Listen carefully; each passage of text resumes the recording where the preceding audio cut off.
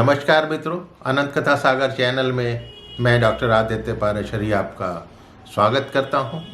महाभारत कथाओं की श्रृंखला को आगे बढ़ाते हुए उद्योग पर्व की कथाएं चल रही हैं।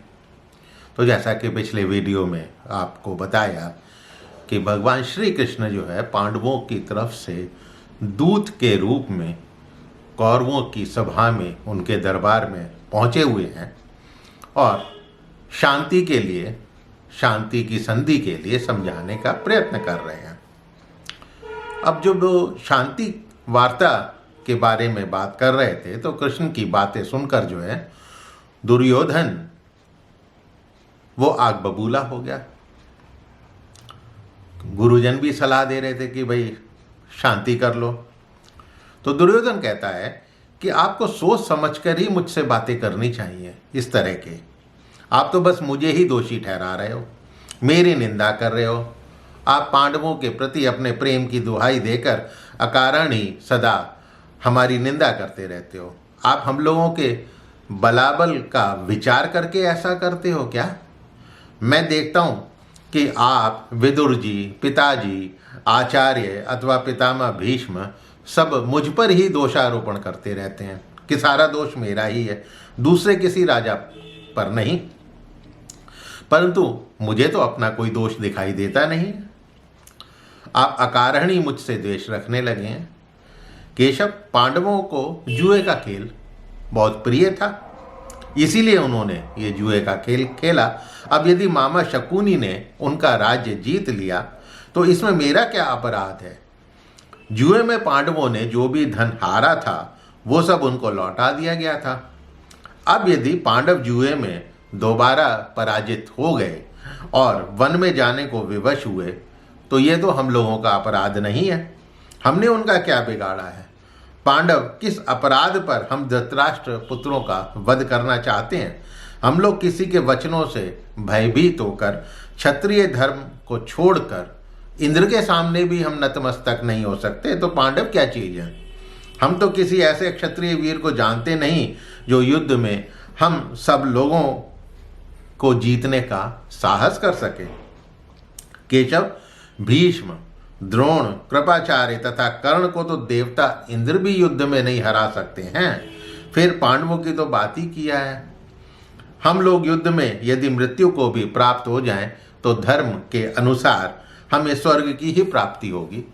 क्षत्रियों का तो यही धर्म है कि संग्राम में हमें बाण शैया पर सोने का अवसर प्राप्त हो। अब यदि शत्रुओं के सामने नतमस्तक ना होकर यदि हमें युद्ध में वीर शैया प्राप्त हो तो इसमें हमारे भाई बंधुओं को कोई दुख नहीं होगा। केशव, मेरे पिताजी ने पूर्व काल में जो राज्य भाग मेरे अधीन कर दिया था उसे कोई मेरे जीते जी तो पा नहीं सकता। पहले भी जो पांडवों को राज्य दिया गया था वो उचित नहीं था, लेकिन तब मैं बालक था, पराधीन था, अतः अज्ञान अथवा भय के कारण जो उन्हें दिया गया था वो मैं विरोध नहीं कर सकता था। उसे अब पांडव दोबारा नहीं पा सकते और मुझ दुर्योधन के जीते जी तो सुई की नोक के बराबर भी भूमि का अंश नहीं दिया जा सकता। तब श्री कृष्ण जो है ये दुर्योधन की बातें सुनकर क्रोध से लाल आग बबूला हो गए और बोले, दुर्योधन, तुझे रणभूमि में बाण शैया ही प्राप्त होगी, तेरी ये इच्छा अवश्य पूरी होगी।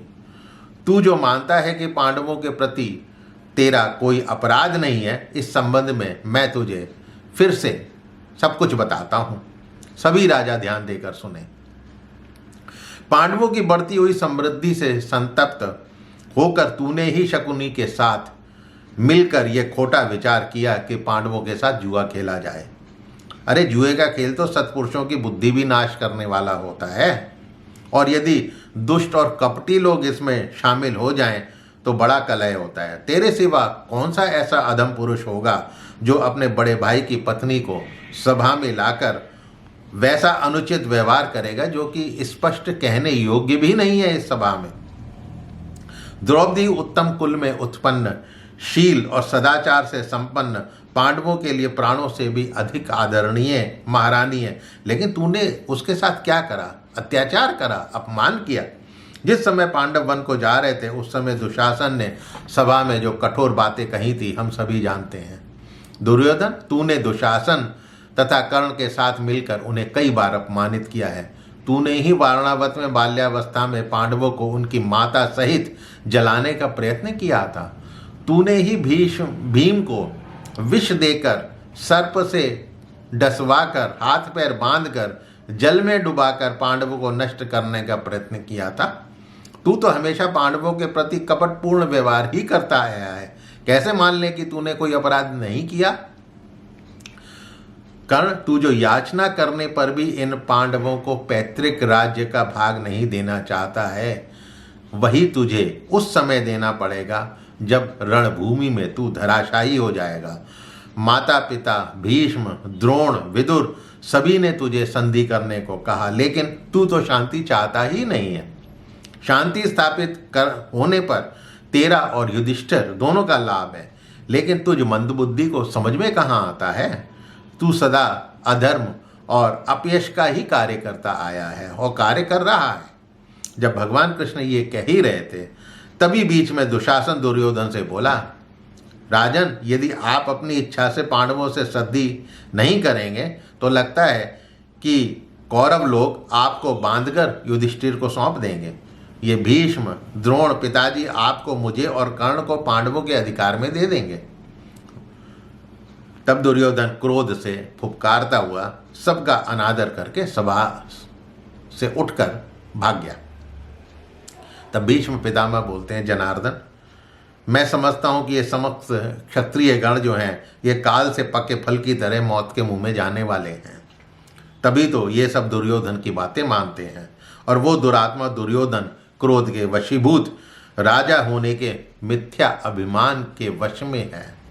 तब कृष्ण बोले, कुरुकुल के सभी बड़े बूढ़ों का ये बहुत बड़ा अन्याय है कि आप इस मूर्ख दुर्योधन को राजा बनाकर अब इसका बलपूर्वक इसको नियंत्रित नहीं कर पा रहे हैं, बल्कि आप खुद इसके नियंत्रण में चल रहे हैं।